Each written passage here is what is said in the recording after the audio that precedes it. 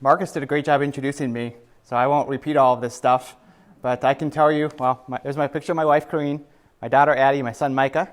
That's our family picture from 2 years ago because our kids just hate taking pictures, especially with the flash. But I've been a remote employee pretty much my entire working career. I haven't really stepped foot inside of an office since 2008, and really that's been my entire working life. I worked for a company out of Pierre doing web design for several years until about 2012 when I went to work full-time for MarketBeat. MarketBeat now has 7 employees. We don't have an office. Pretty much everyone works out of their home or wherever they choose. I also run a business called Go-Go Photo Contest that helps animal shelters raise money. I have 2 partners in that business. We've raised $10 million for animal shelters. Again, no office. Falls Angel Fund doesn't really have a paid staff. It's really a loose network of investors that work together. So everything that I've kind of have done or am doing, it really happens outside of a traditional work environment. And I feel like that gives me a little bit of credibility on this topic of kind of remote work. I wrote some books, and if you want to see some of my other stuff, I do a blog post every week or a video or something kind of every Tuesday, so you can check those out at mattpaulson.com. What we're doing today, I have some numbers about remote work I'm going to share. That won't take long. I have kind of 5 trends that are happening as kind of a result of the remote work phenomena. I'm going to talk about how we do remote work at MarketBeat, and then if there's time, I've got a big list of tools that you may find useful in a company that has remote employees. So the 5 statistics I want to share, these are kind of boring, but these really do kind of set the stage for just kind of the number of people working remotely in the United States and people that work kind of partially remote, and it's really kind of a spectrum. First thing is about 2 out of 3 companies in the United States have employees that work outside of the office for the majority of time. So it really is kind of the new normal. They have employees that work outside of the office some of the time. And then there are about 4 million people that work outside the office kind of the majority of the time. So I consider these people kind of full-time remote employees. There are about 4 million of those out of a workforce of probably about 200 million in the United States. On a global basis, this is a different study, so the numbers might not line up perfectly, but about 52% of employees in the U.S. are globally work from home at least once a week. About 40% of U.S. employers offer, or 40% more employers offer some kind of flexible work arrangement than they did 5 years ago, so it's really a growing trend. But it is still kind of a relatively small portion of companies in the United States that have remote work programs and do kind of remote work as a default. That was just 7%. And then of course, not every job can be done remotely. You can't flip burgers remotely. You can't clean a hotel room remotely. A lot of the kind of more blue-collar jobs are harder to do remotely, but for white-collar stuff in terms of accounting, bookkeeping, legal work, design, programming, those type of jobs, those you really don't need to be at any given place at any given time to do a lot of that stuff. So the statistic, according to this global workplace analytics study, is that about half of jobs in the United States could be done at least remotely part of the time. This is kind of the main section of my talk, or one of 2 main sections. But it's kind of, I kind of have 5 different trends that are kind of happening as a result of kind of the remote work phenomena and kind of how it's going to change our country and change kind of the workplace, because of people working at home or at coffee shops or co-working spaces or wherever they choose to work.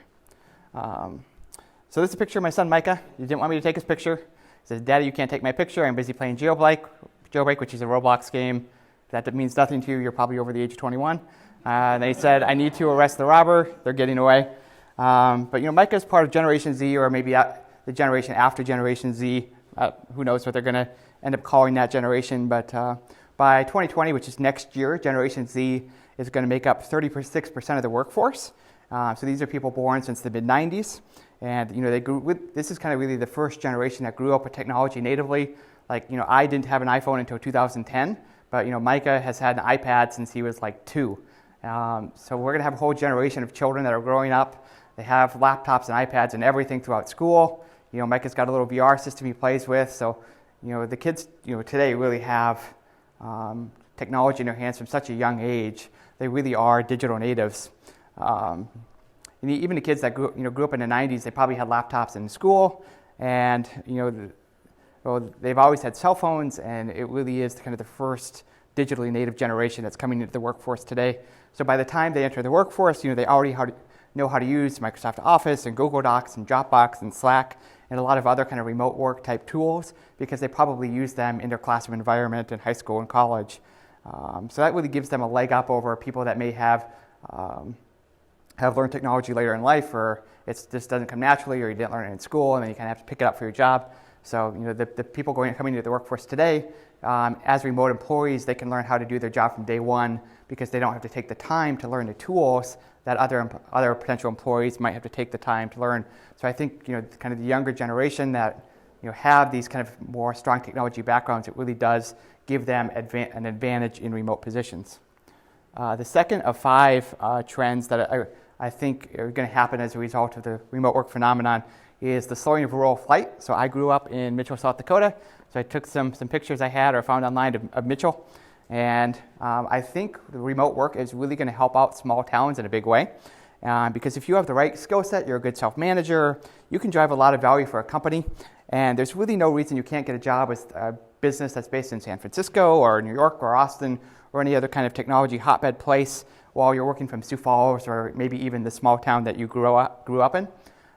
If I were to go be a software developer in Mitchell, South Dakota, I think I could probably make between 50 and 75 grand a year. But if I want to be a software developer for a company in San Francisco, that job will pay between, maybe somewhere between 100 and 200 grand a year.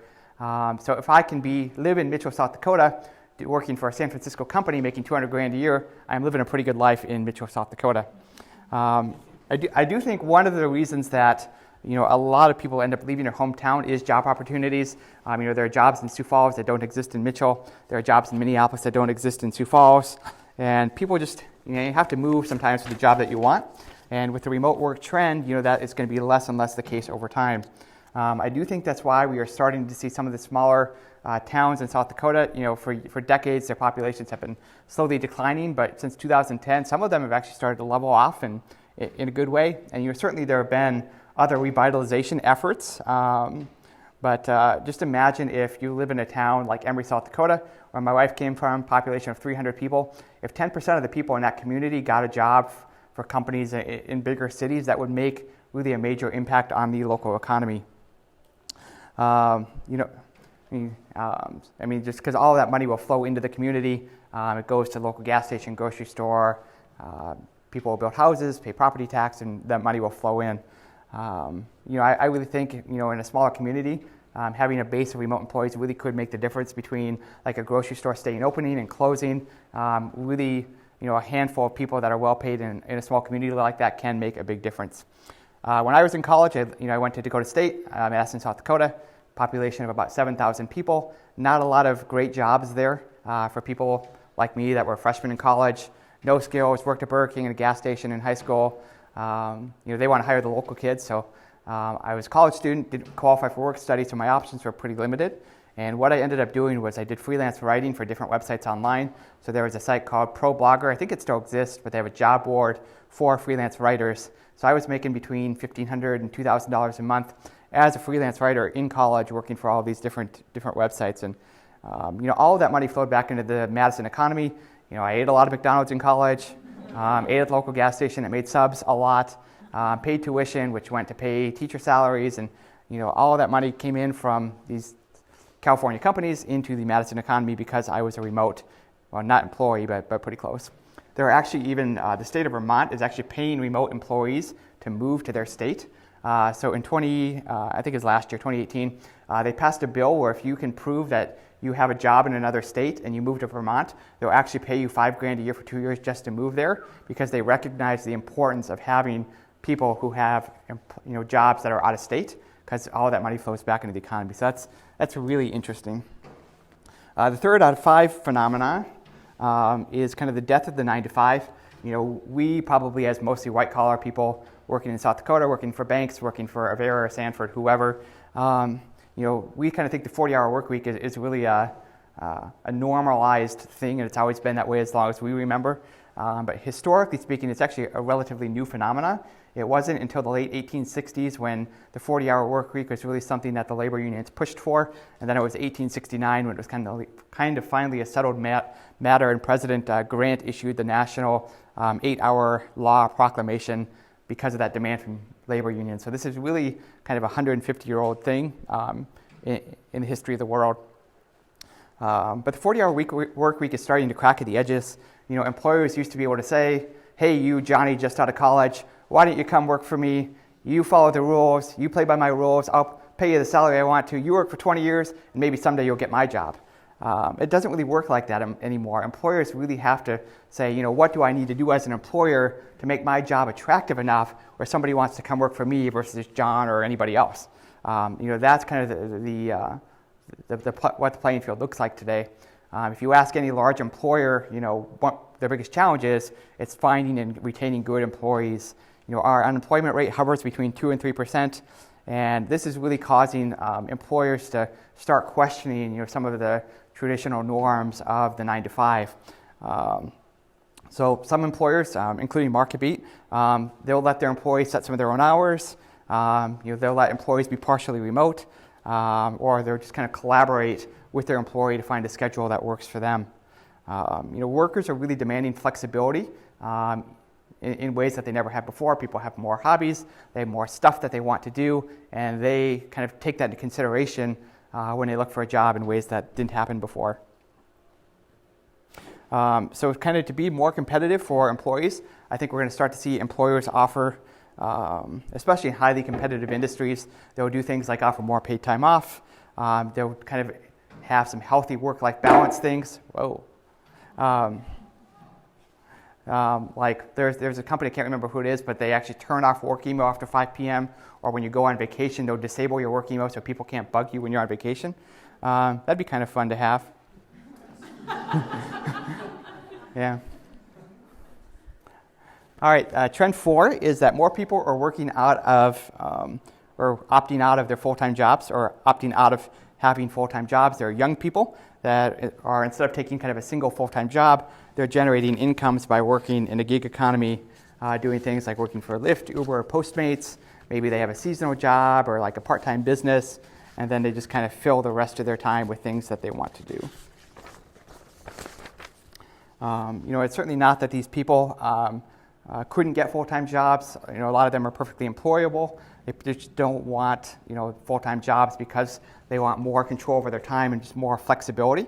And they just don't want to be in an office all day, or they don't want to be at a production site all day. They have other things they want to do with their life, so they piece together an income from maybe 2 or 3 part-time jobs, or just other sources of income.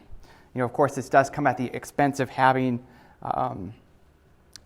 benefits and maybe make a little bit less money, but they're okay with that because of the work-life balance, things that make their lives better.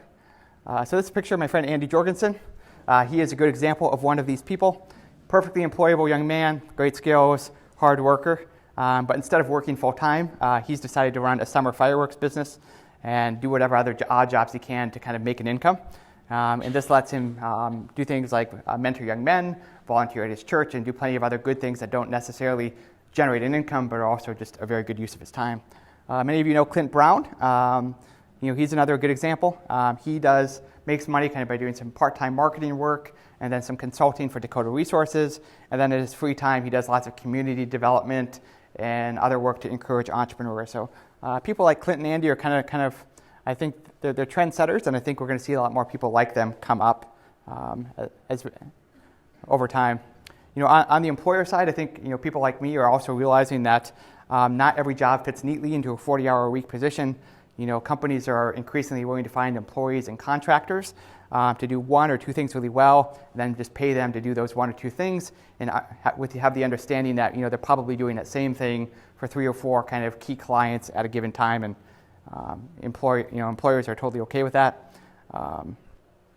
Like at MarketBeat, we need some graphic design work done.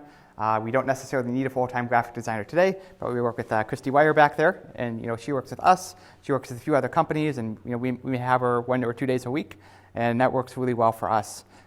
Flexible work arrangements, they can work in a lot of different ways, but really the mega trend over the year, coming over the next 20 years, is that there are just going to be fewer full-time jobs.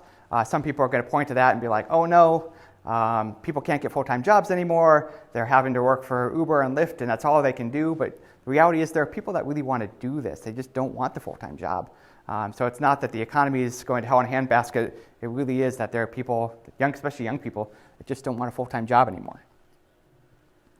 The fifth trend is that there are more businesses that will cater to remote workers. And it's going to look in a lot of different ways. So there are, as there are more people that work for companies like MarketBeat that just don't have an office, don't want an office, or just remote teams, there's just going to be a lot of businesses that cater to the employees and the companies that have remote employees.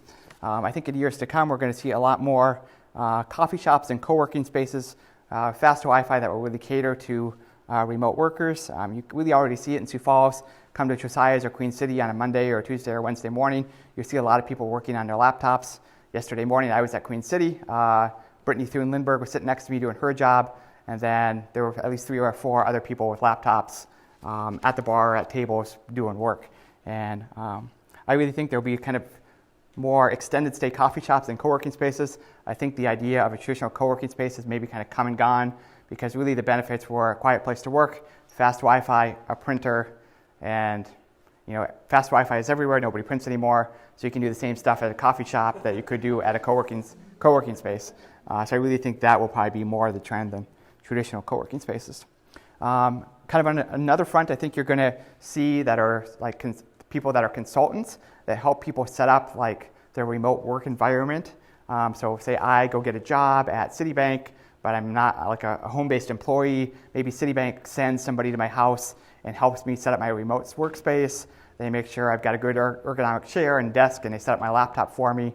And maybe they give me some tips or like an hour course on here's how to be productive when working at home. I think that will be a job that exists. There are also certifications that exist now for people that want to become remote employees, like a certified remote employee.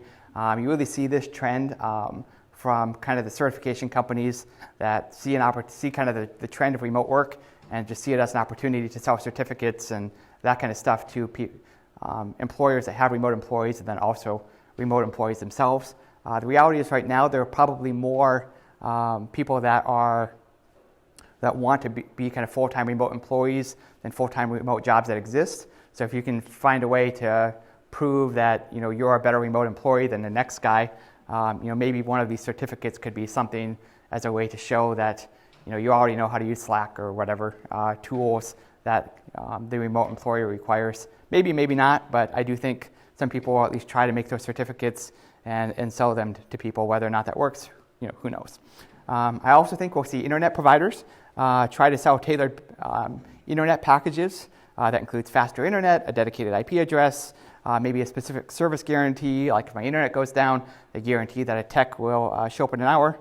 I already get direct mail from my friends over at Midco at my house saying I should get a business internet package at my house. So that's kind of maybe a trend that's already here. But there are a lot of different business models that will kind of cater to remote workers. What they all look like, we probably don't know yet, but those are just some examples of things that we'll probably see, and there will probably be some other kind of trends that I haven't thought of either. The next big part of my presentation is kind of how we've been doing remote work at MarketBeat. And 2 of our core values as a company are to embrace flexibility and to pursue your personal passions. As much as I like my job, MarketBeat is not curing cancer, we're not curing diabetes, we're not like changing the world. We are publishing an investment newsletter it's primarily read by 60, 70, and 80-year-old men living on the East Coast that invest in stocks. Nobody's going to get super excited about that, and that's totally okay. It's a great business, but we're not changing the world, and that's just the reality of it. So I try to encourage my employees to kind of find their purpose and their passion and their personal mission outside of work, and then we give them time and space to really fulfill that personal mission, whatever that happens to be. So we kind of recognize that a lot of the things that people want to do outside of work, it doesn't necessarily fit neat between after 5 p.m. and weekends. Like Ryan, my employee in the back, he really likes to play tennis, so he plays tennis at like 10 a.m. on a Tuesday or Thursday morning, and then he works some other time to make up for it. Totally okay with that. So our employees are allowed to set their own schedules and kind of shift their days off to kind of meet their needs and their family's needs. Most of us have kids and spouses, and we know that our kids have activities, and my kids have therapy, and just there's stuff that happens during the day that I'm not always going to be in my office from 8 to 5, and that's okay, and I have the same expectation for my employees.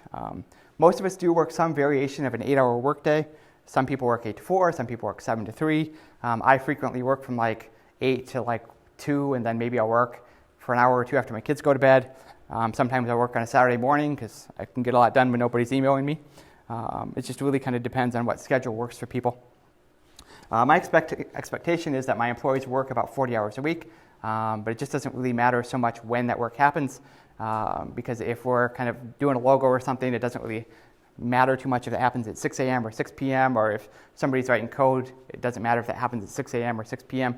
Really the only part of MarketBeat's work that has to be done at a specific time is customer service, and that's because we tell people we'll respond to all of their emails within 24 hours. So that does need to happen probably in the morning and afternoon of every day. But beyond that, most of it just doesn't really matter when it happens.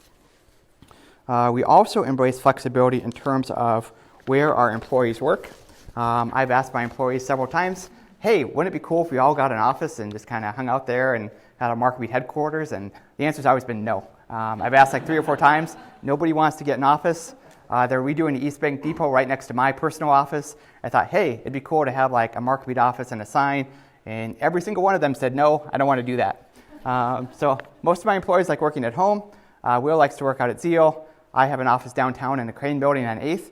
And I have it there because I've got little kids at home that aren't quite in school yet. And I know if I was at home during the day, I wouldn't get anything done. So I've had that office for 4 years now, and that works pretty well for us. So I don't really care where people work. I just care that they're productive and get things done. On the bottom right, there's my employee, Don, who's in Florida, watching a baseball game, working on his laptop. That's totally fine. So when I hire, MarketBeat as a remote company, it really does kind of limit who I can hire. I'm not around my employees all day everywhere, so I can't micromanage them even if I wanted to. So I really can only hire self-starters. So I tried to look for people that were freelancers in the past, maybe had their own business before, have had some side projects where they can kind of show that they can manage themselves. And this has meant we've hired slower. It's meant we've hired fewer people, but we have a pretty good track record of the 6 other employees and myself that I've hired. I've known everyone I've hired for at least a year, and that has been helpful. It's really helped me avoid having mishires. We also make sure to equip our employees to be successful with everything they need.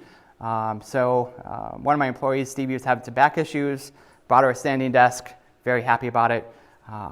Also, I really think that we should overspend on technology.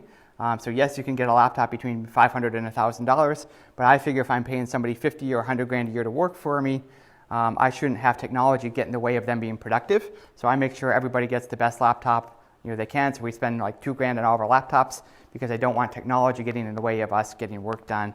When I was a remote employee, they gave me a $500 desktop computer, and the amount of time I was messing with that thing just to get it to work just cost thousands of dollars to my employer, because doing development work on a $500 machine in 2009 didn't work out the best. So we embrace as much technology as we can for our communication and productivity tools.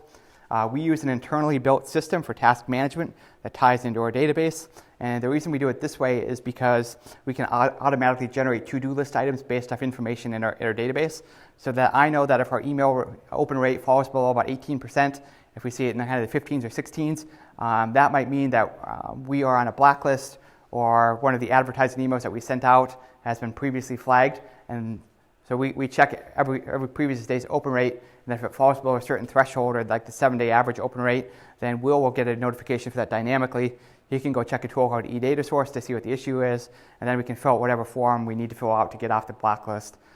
So by having kind of access to our entire database for a to-do list, we can really generate some interesting kind of dynamic to-do list items by having our own internally built task management systems. We do use Slack as our primary communication tool. We use it to discuss projects. A lot of our water cooler talk happens on Slack, and really pretty much whatever. We use Slack as our primary communication tool. The one thing we don't use it for is task management. We find that Slack really is not a great task management tool, but it is a great kind of chat tool. So I kind of tell my employees, whenever something on Slack becomes a to-do item, don't tell me to do it on Slack. Send me an email, or assign me a task inside our internally built task management system. That's kind of when we leave Slack. We use Google Docs for document collaboration, so when we have a meeting, everybody's got the same Google Doc open with notes, and then we can all kind of contribute to the meeting notes, and that works well for us. We use Visual Studio for development. We're a Microsoft shop, so all our code's in .NET, so we use Visual Studio for web development, and then we use a service called Azure DevOps, and that does our source code management. We use Dropbox for a big company file share. And we also use a tool called ManageWP, which manages all of our WordPress websites. So if you do any kind of agency work and you've got 50 WordPress websites that you have to manage, you can kind of connect them to a tool called ManageWP, and then that can do like backups and updates, and you can install a plugin on like 30 different WordPress websites at once, or you can kind of do a one-click login, all sorts of neat stuff that kind of makes WordPress less of a silo as an individual site, and you can kind of manage them all at once, and that's been very useful for us. We also use Zoom quite a bit. We use it for our remote meetings, but we also use it for in-person meetings. So we often have our company meetings at like Queen City Bakery. There's no big screen there, so what we do is all connect to the same Zoom call, and then somebody can share a screen, and we can all kind of see whatever the presenter is working on. We also do a digital daily stand-up with our Slack channel. So we have a channel called What We Are Working On, and then everybody posts in there what they did yesterday, then also what they're going to do today. This kind of way we kind of have an idea of everything that everybody's working on at any given time. I can check for 5 minutes in the morning. If Will's working on a project, I need to tell him about it. I'll see it there, and I can send him a message and say, hey, just so you know, this, and this about this project. And that's been really good for our company to have a good idea of what all of us can know what we were working on. So this is his for a couple weeks. He had some advertisers to follow up with. He was doing Wired Wednesday on KDLT. There was a bot creating some signups on our forums that he blocked, and some other stuff. So every day, everyone in our company posts something like this on Slack, and that's worked well for us. We also do have in-person staff meetings every couple weeks. We think it's good to see each other in person every now and then. So about every 2 weeks, we can have an in-person meeting, and then we just discuss the projects we need to discuss at that point. We also have unofficial co-working sessions. So at least once a week, somebody will say, hey, is anybody going to Josiah's or Queen City or wherever today? And then invariably a couple other people are like, yeah, I'll go there. And we all kind of meet and have coffee and work on stuff, and it works out pretty well for us.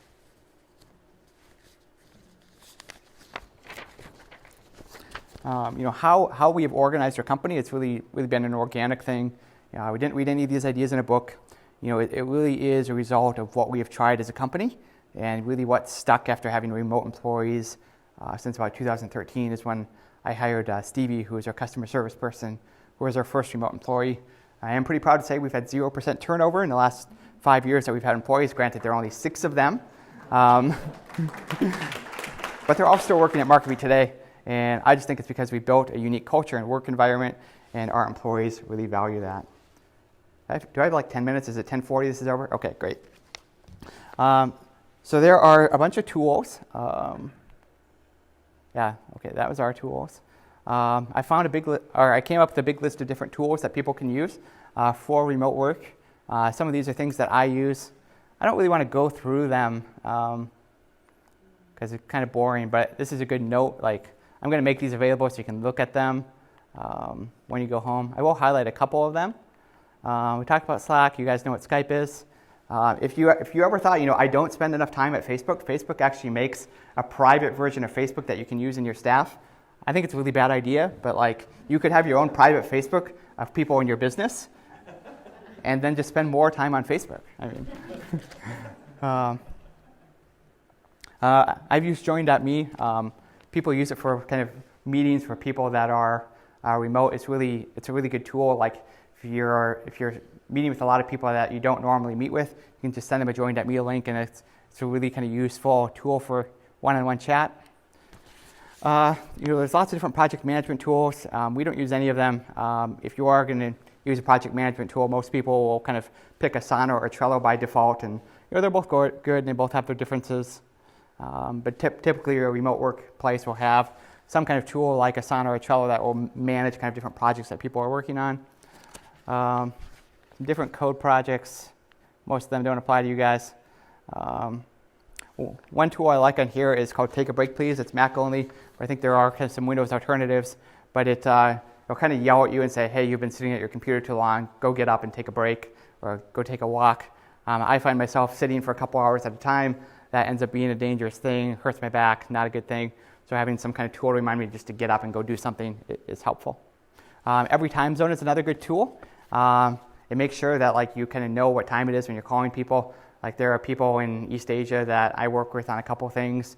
Never really know what time it is there, so every time zone will just kind of tell you what time it is in Shanghai or wherever, and that tends to be helpful if you're working with people around the world. That's probably all I want to highlight. Chimp or Champ is another one.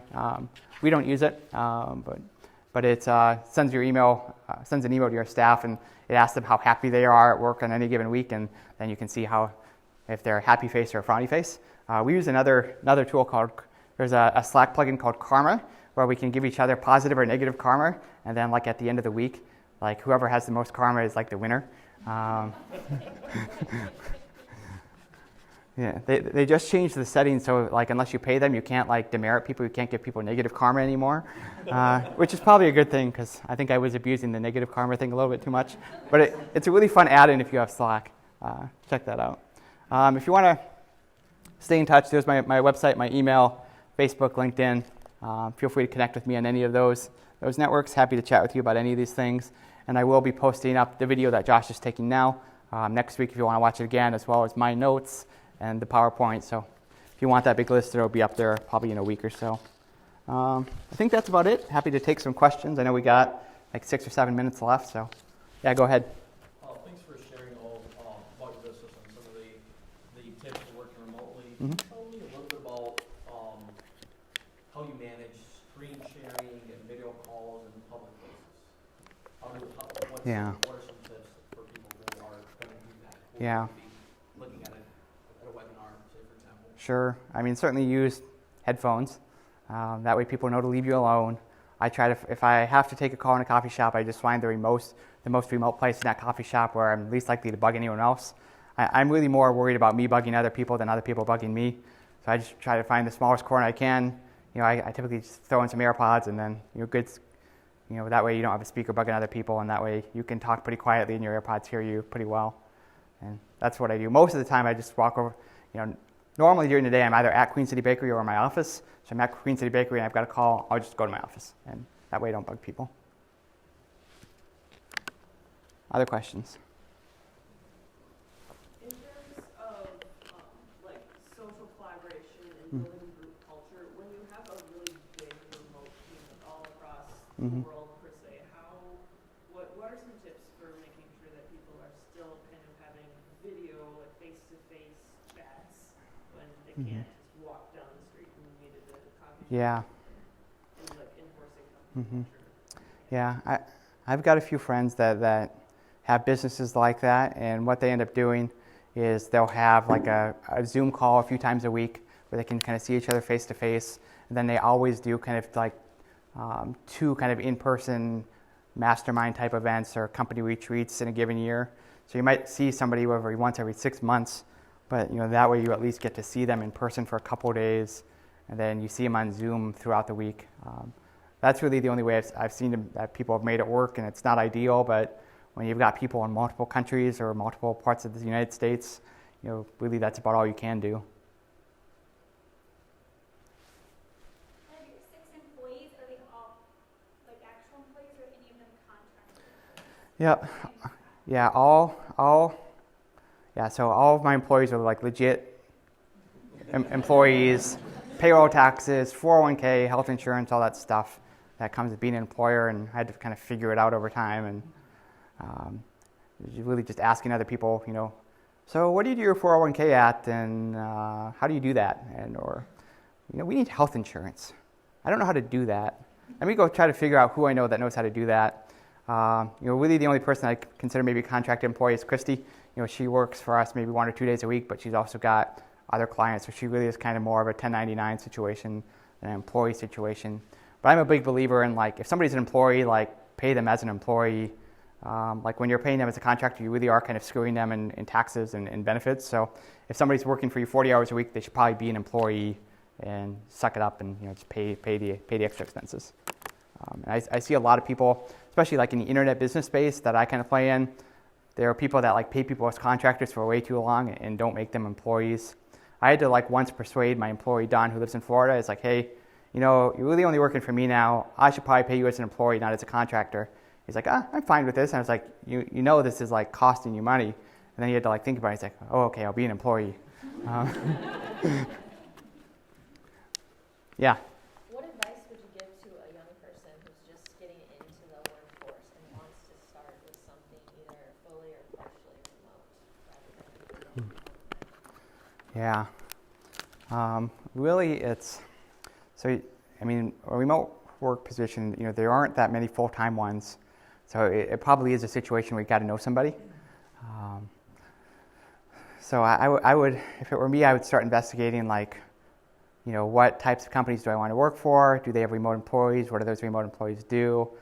You go to the same networking events that they do, and then also just, you know, make sure that your skill set's up to base, and, you know, really be able to show to an employer that like you've done something where somebody hasn't had to manage you directly. Like you did your own project, maybe you started a nonprofit, maybe you had like a side hustle, maybe you wrote a book. I don't know, but something where that you kind of took it yourself from beginning to end.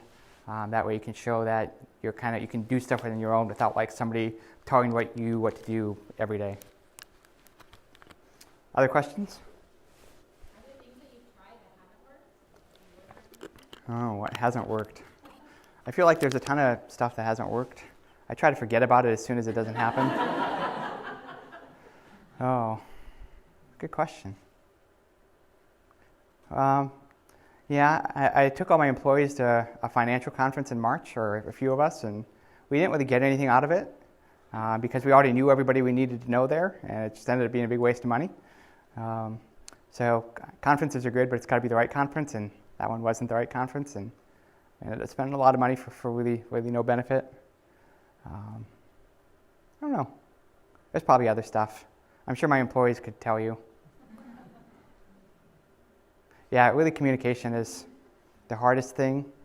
Like you as the employer and both the employees really have to proactively communicate. And there's been times, not so much recently, but in the past, where like there could have been a month that went by when I didn't chat to Stevie when I had her as my own employee, and that probably wasn't a good thing. So that's my fault, but like I need to do a better job with like proactively communicating with my staff, and they probably know that too. Any others? Awesome. Well, thanks for coming. I'll be around all day. Feel free to chat with me about anything. Thanks for coming.